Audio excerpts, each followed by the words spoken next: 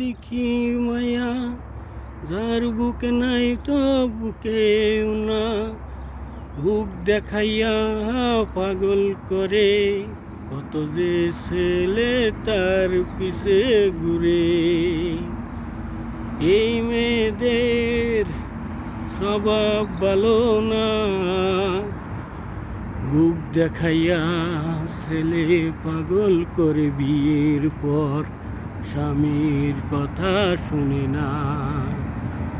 এই মেয়েদের কখনো বিয়ে তোমরা করো না, নইলে তোমার সংসার হয়ে যাবে কিছুদিনের জন্যে ধ্বংস।